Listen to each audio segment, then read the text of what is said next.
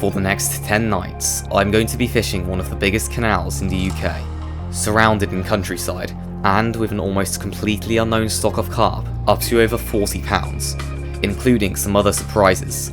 This was going to be my biggest challenge yet.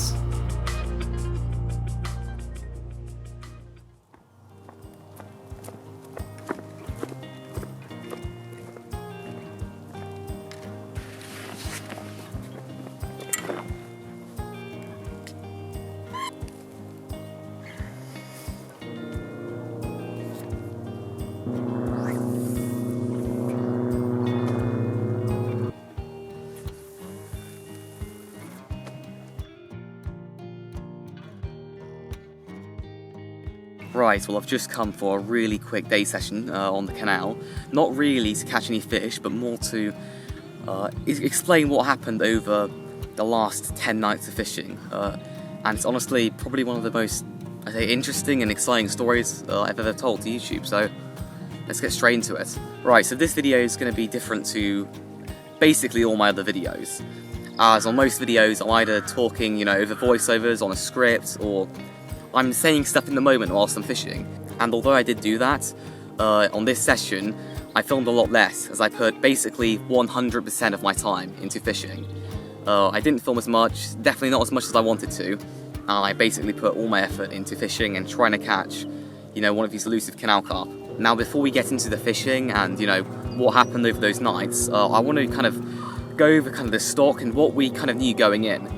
Now, I've been interested in fishing the canal for quite a few years now. I think my interest started in like 2021 or 2022. At that time, I had no proper carp gear. I was absolutely atrocious at fishing. And yeah, I never ended up, doing anything because, I knew it was a hard venue. But then fast forward to the present year of 2025, I was fishing this river, just this small river, and I met another fisherman who basically would change the course of my fishing for the rest of the year. His name is Ewan, and he's definitely a much more accomplished angler than me. He's fished abroad quite a bit, and he's caught sturgeon up to 60 pound, carp up to almost 40 pound, I can get a 37 mirror, 30 pound common. He's also caught an 80 plus pound catfish, which is insane. But basically what happened is that we met up, we kind of started talking as none of us were catching, and we went further upriver, caught a bunch of fish, and we decided to exchange contact details. And then after meeting up that one time, I went abroad, went down to France, Slovenia, and during that time I was fishing the French canals. I think it was at that time I was telling him about it, and it kind of popped up in both our heads. What if we fish this canal right here? So that is exactly what we did. We started doing research on different spots, the stock of the canal, and we slowly started to piece things together. So at the time we knew that the biggest fish recorded in here was 38 pounds, but we were almost 100% sure that there were bigger carp in this canal. I mean, it's one of the largest and deepest canals in the country. It has depths up to, I think, 25 feet. It's about, well, between 15 to 30 meters wide in some places, and yeah, it's just a huge canal. And after doing a bit more diving, we found out that there were multiple fish caught at the upper 30 mark. So we were like 100% sure that there were bigger carp in here. And we knew for a fact there were other huge fish in here. There was quite a lot of rumours of catfish, in fact. We found some people who had essentially hooked into this massive fish whilst dead baiting for pike, like something enormous. And it took them for like a 200-meter run before snapping them off. And basically only catfish can do that, or sturgeon. Other than catfish, there were some huge grass carp in here. We knew there weren't many, probably around 10, I'd say, but one of them was rumoured to be absolutely massive. The last recorded time it was out was, I think, like 10 years ago, and it was 35 pounds. It's still alive. People have seen, like, basically a shark, torpedo-shaped thing in the water. There's only one fish that can get that big, and it wasn't a catfish, we're certain. The description was a grass carp. So after learning about the stock and, the canal, we found a few different spots. So the first obvious spot that we decided to check out was one that we'd both known of for quite a few years, which was basically part of the junction system. You basically have the main canal that goes straight through, and then you have this smaller canal that kind of, basically connects to the main canal. Multiple big carp had been spotted there, including one which was rumoured to be around 40 pounds, like a big common. Now unfortunately, like with many good things, there was a catch, and the catch was that you couldn't fish the marina. You could fish into the entrance of the marina, but the issue with that was basically if you hooked a big carp, it would take you, through the entrance and then just cut you off on the walls. You could put a lot of pressure on the fish and force it out, but if it's a big one, if it's a 30 plus, it's gonna cut you off. Now we knew that there were carp there throughout the year, and we could, position on the smaller canal, fish there, but no one we talked to ever had any success there. They always had success, you know, fishing into the marina. We just didn't want to risk it. We could use snag leaders and stuff, but you know, we just didn't have the tackle that would stand up to that. Now, although the anglers who were kind of fishing, you know, next to the marina and that smaller canal were never catching, the carp was still very well known to move in and out of the marina from dawn till dusk. So basically, we decided to fish next to the junction, as not only we could intercept the carp moving in and out of the marina, we'd also found the spot where a lure angler had somehow caught a carp on a drop-shotted worm. It was a 30-pound kind of pinkish, peachish kind of coloured mirror, and he'd also seen around 10 carp showing there. So it really felt like a no-brainer. Fish this spot, you know, we knew there were carp there, you know, we could intercept carp coming out the marina and, you know, very likely catch. So it was basically decided that our first session would be done next to the junction. Now, we did our first session just on a random day. We set out to get there by, I think, midday. I think we got a little after midday, maybe like 1 o'clock. So we could kind of basically scope out the area, find some, you know, proper good, you know, clear spots or just general good looking areas to cast to, and kind of just suss out the area over the day before getting ready to fish for the night. So I remember quite a lot of the first day. Basically, we got everything set up. We were fishing on this little area next to this house, next to the boatman's house. We were allowed to fish there by kind of like the lock keeper. Basically, Ewan found a couple, you know, hard spots which looked very good and just chucked the rigs out, and again getting liners. I mean, I'm assuming again it's just probably bream, you know. But anyway, immediately after Ewan cast out the rods, he started to get liners. I mean, we weren't super excited, you know. It wasn't like, oh my god, they're liners from carp, as this canal is full of bream, and big ones at that. I think the biggest bream in here is like 15 pounds, so an absolute giant. So we were almost positive that liners were coming from bream. So yeah, the first day drew on, I kind of casted my rods into one into a drop off, and then one kind of in this kind of weedy margin along this kind of weir where this river kind of ran under the canal. We decided to pass the time by spending the rest of the day lure fishing, and it went pretty well. Ewan got amongst a few half decent perch, and I got amongst a few half decent zander. It was actually quite good lure fishing. I mean, I caught my first zander that session, so I guess a new PB. I mean, not the 30 or 40 pound carp we were after, but it was still a PB. No, it's a zander.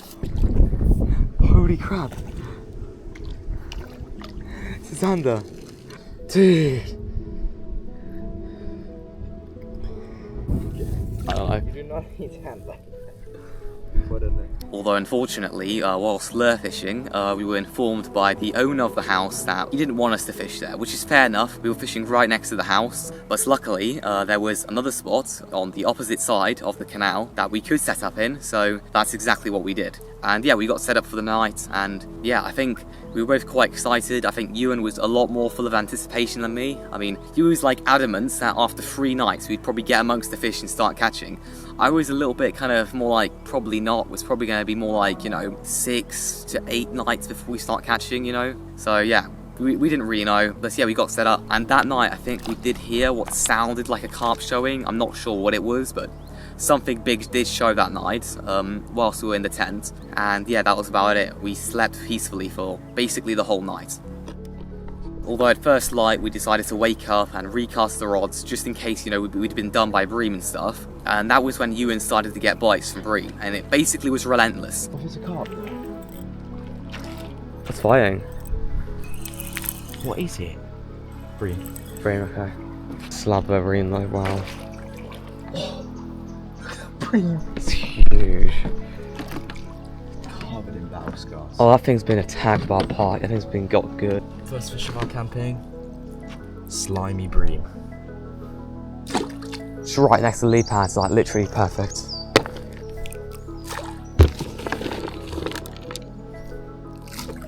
come off this time. Yeah, but you just put bait out there, so sorry. We've got another How many bream. bream am I going to catch this campaign? Putting up a bit of a scrap now. That's a big bream. Oh my goodness. That is slab. That is a big slab, yeah. Oh, second fish in our campaign. Oh, and he's come off gladly. Dude. That is a big bream. Dude. You're gonna get like every fight. You've got like a serious amount of feeding now. We have to keep rebaiting that spot, but Fishes. Off, come off. How many of these am I going to catch?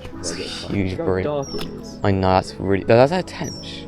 It's a bream. bronzy. It's a tench, no, it's a bream. It's a huge, it's a bronzy. So it's an old It's fish. so dark. literally looks like a bream that's crossbred with a 10. Yeah, it does, honestly. I actually don't mind them. The big ones are nice. Yeah, as long as they're not slimy. This is actually such a cool looking bream though. Yeah, man. Yeah. I think that morning alone he had 12 breams, so it was pretty relentless, and they were all very big, all between 12 to 6 pounds. So yeah, it wasn't great. He basically couldn't keep a rod in the water, and yeah, he just kept catching bream for the whole morning. And he was starting to get a little bit annoyed. Now I was a bit annoyed because I hadn't even had a touch, like I'd had no liners, no nothing. And then my rod did go off. It was probably just a bream, a savage bream take, because the rod was kind of buckling around a little bit. Not enough for it to be a carp, but I picked up into it and it just came off. So that was the first morning. Now, although we didn't catch, we were not put off. We decided to come back the next night and, see if we could maybe bag a carp that night. And yeah, the bream plague continued. Ewan then started catching in the night, and yeah, he basically had a bream throughout the whole night. I don't really remember much of what happened that night. We just got the rigs out, chucked some boilies over the spot, and I think some maize, bread, hemp, tiger nuts. That was about it. This was back in the noddy stage of, I wouldn't say both of our fishing, back in my noddy stage and our bait choice noddy stage, when we had no money for bait, and we just basically were relying on bread and corn and like the cheapest boilies. So it wasn't great. I think we could do, basically, the carp there were used to eating anything really. They won't fish for much, and no matter what bait we used, the bream would get to them. At that point, Ewan had caught, I think, 14 bream, from the last session into the next session's evening, on a 20 mil and a 16 mil, boilies. And yeah, it wasn't ideal. I'm not sure why we didn't do double 20 mil, but we didn't.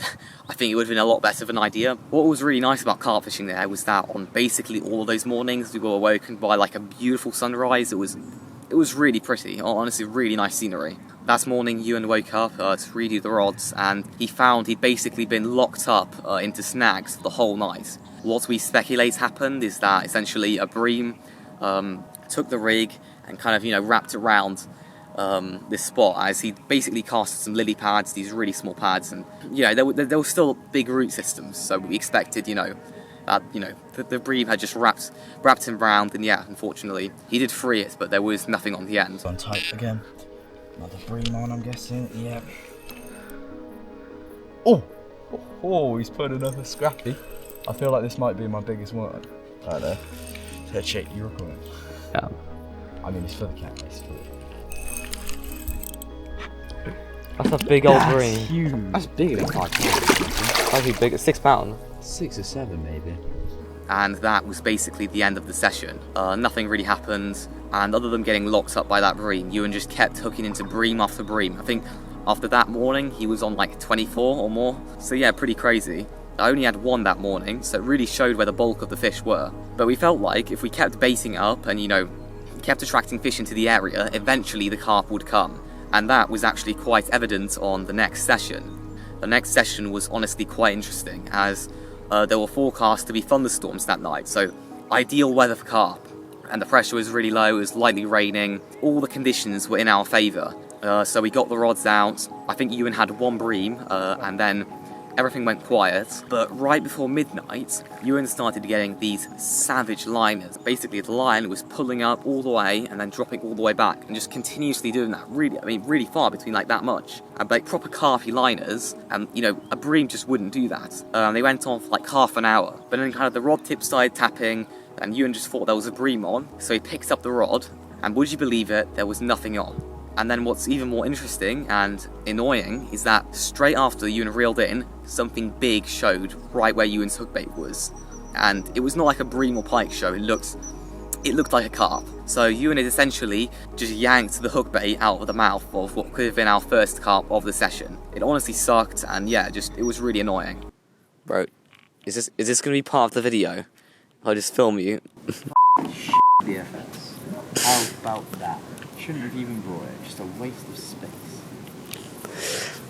It's kind of why I didn't bring my load, because I knew something would happen, because I'm so pro.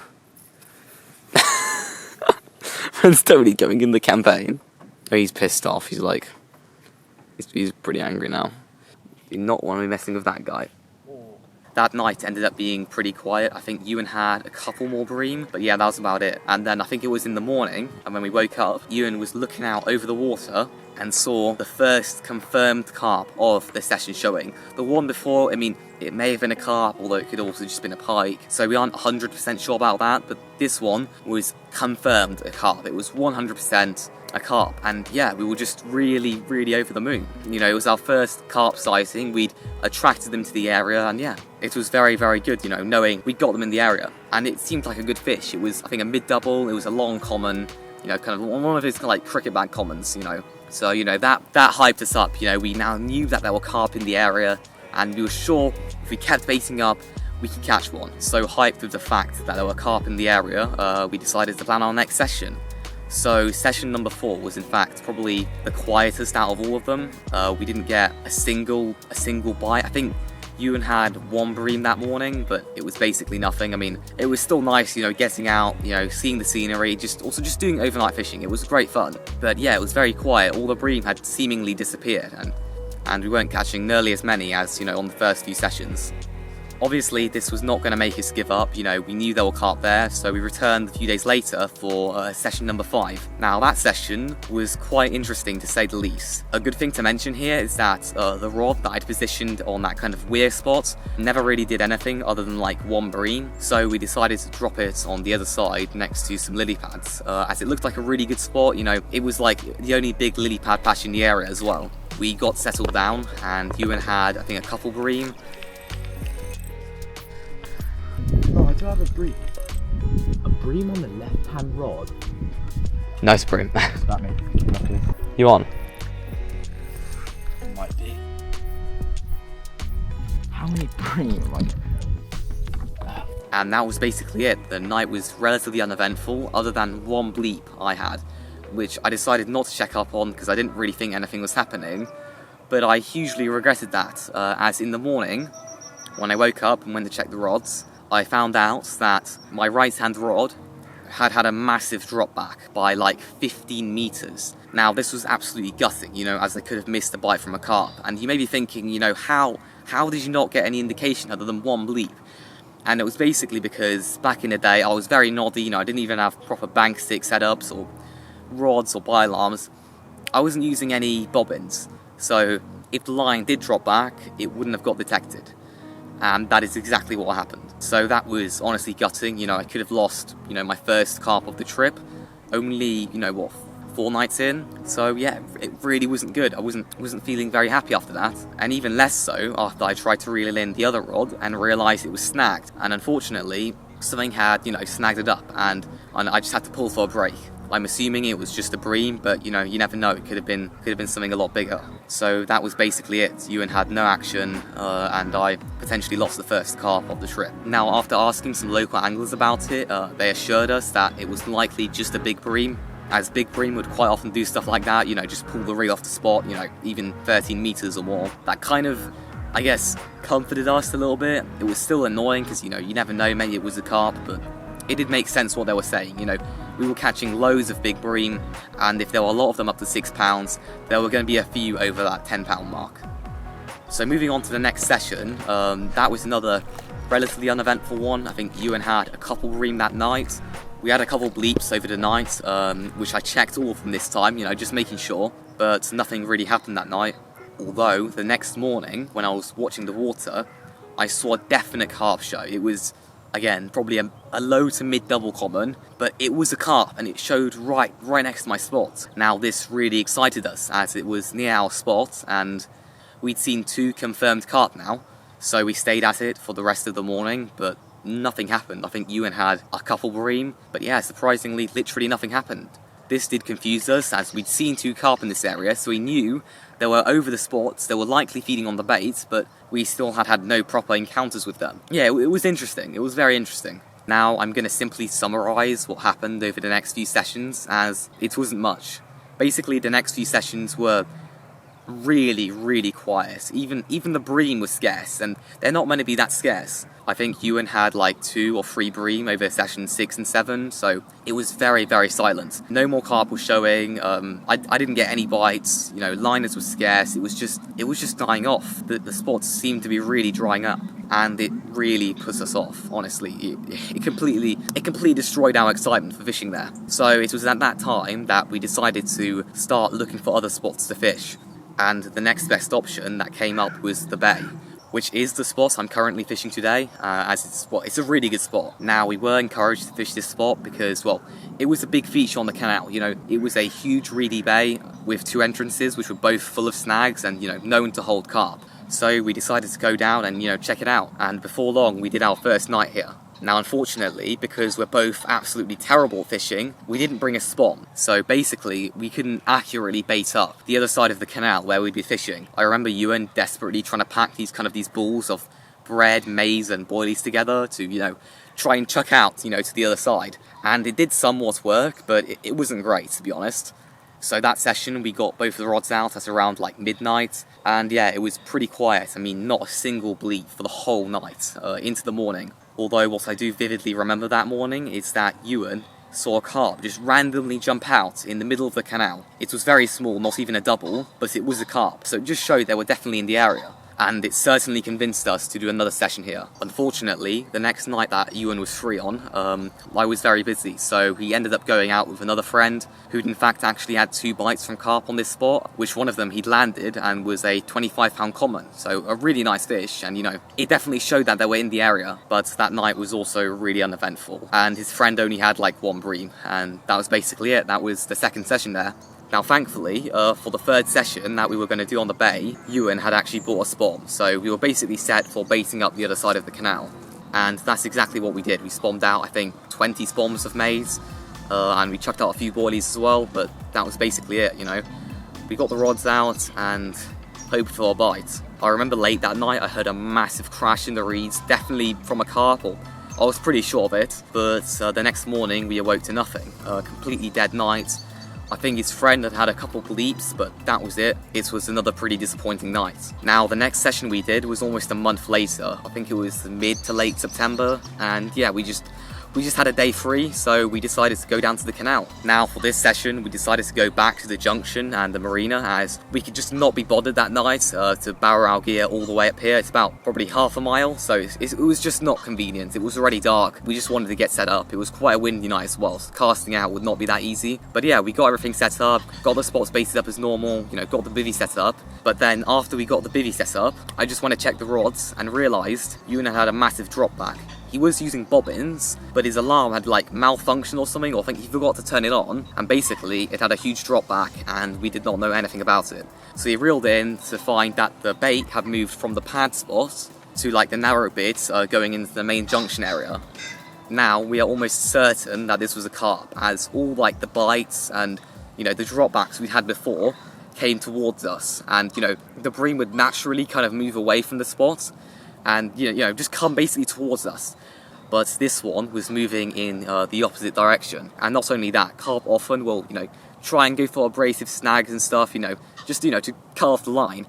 And it was, you know, going along the wall as if, you know, it was trying to rub the line, you know, up against the wall and, you know, snap it. So it definitely seemed like a carp, and we're both almost certain that it was one. I mean, like, that's the only encounter we've had, you know, that, you know, the only, like, hookup encounter that we are almost certain was a carp. Like, I mean, Ewan's like 99% sure.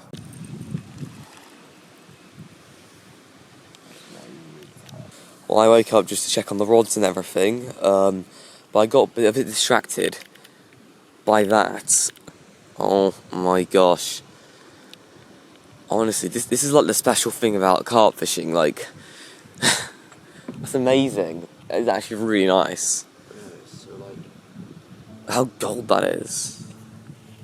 So yeah, that was pretty gutting, but you know, unfortunately it happens. That's part of carp fishing, it's part of learning. Now after this, we decided to do the last and 10th session before kind of ending our summer into autumn campaign. It was going to get relatively cold that night, but we were still full of optimism. So yeah, we got everything set up, and this time I decided to film a lot more. So I'm just going to roll the footage, you know, of what happened that night, as I think it will do the video a lot more justice than me just, you know, talking to the camera. Right, well, I'm currently just going out to the first spot where my friend Ewan is going to cast me the rig, and then I'm going to chuck some bait out over us. Now, I'm just going to get out some bait. Perfect, look at that, beautiful maize and some boilies. and just heavily bait the spots up. So yeah, slightly wider spread. God, this is honestly beautiful. Look at this. Beautiful sunset. Perfect, okay. So basically 5 minutes after getting the rods out, I've got like a little indication. It's probably just a bream, but it could be carp playing with it, so I mean, only time will tell. Right, there we go, we've done the bivvy. We've got a waterproof cover on it because it's potentially going to rain later today. Well, that could spur on the carp, which would be quite good. Right, well, the action definitely picked up like 20 minutes ago. Ewan had a flurry of bleeps on his rods whilst he was down checking some stuff out on the other side of the canal. So he had to come back, and it stopped by the time he came. And then a bream took the rig on my left-hand rod, and unfortunately it came off. So I don't think you guys really care about that kind of stuff. What's he doing now? Well, I just video you doing that, and that's going in the video.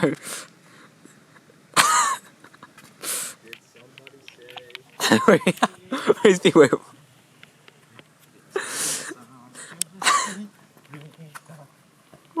What the fuck? Right, it's starting to tip it down now. As you can hear, the rain's hammering down on the bivvy. And I haven't really had much else happening. There were 2 other liners I had. Just really short ones, you know, just nothing much. Just a couple of bream probably playing for the bait. And yeah, now he's actually properly tipping it down. So yeah, I think I'm just going to hide in here for now. Unfortunately, the quote-unquote waterproof cover we had isn't working, as you can see. NGT, I want a refund. If this continues, we're going to get soaked. Right, well, we've currently got a beautiful sunrise right now. I haven't really been filming, actually I've just been hiding inside the bivvy because it's freezing right now. It's probably like 4 degrees. The wind chill, it is absolutely horrible. I'm like, right now I can barely feel my hand. It's oh. Well, although we haven't caught and I'm not really going to expect anything, it's honestly absolutely beautiful. Like, look at this, an absolutely incredible canal.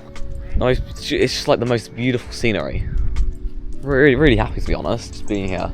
Right, well, the sun's finally coming up above the trees and it's starting to get a bit warmer. But yeah, we're basically going to start packing up as we weren't really going to stay here for too long. You know, we came here in the evening and then, you know, we were just going to, you know, pack up in the morning. Although I didn't catch the canal carp I hoped for, I will certainly return one day for another try.